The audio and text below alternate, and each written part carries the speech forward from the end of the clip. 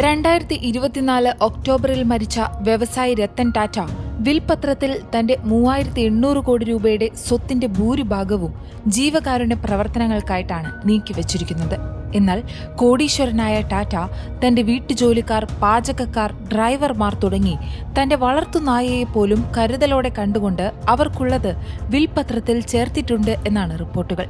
അതിൽ വീട്ടുജോലി ചെയ്യുന്നവർക്ക് 15 ലക്ഷം രൂപ ഉൾപ്പെടെ മറ്റു ജീവനക്കാർക്കായി 3 കോടിയിലധികം രൂപയുടെ സ്വത്താണ് വകയിരുത്തിയതായി പറയുന്നത്.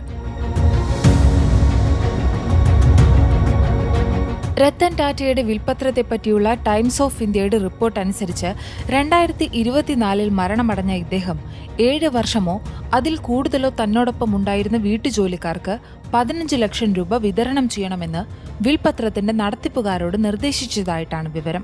അവരുടെ സേവന വർഷങ്ങളുടെ അനുപാതത്തിലായിരിക്കണം തുക വിതരണം ചെയ്യേണ്ടതെന്നും അദ്ദേഹം പറഞ്ഞിട്ടുണ്ട്.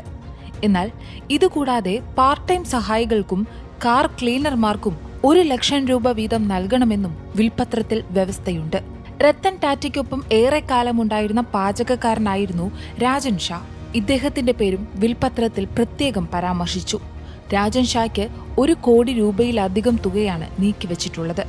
ഇതിൽ രാജൻ ഷായുടെ പേരിലുള്ള 51 ലക്ഷം രൂപയുടെ വായ്പ എഴുതിത്തള്ളണമെന്നു കൂടിയുള്ള വ്യവസ്ഥയുണ്ട്.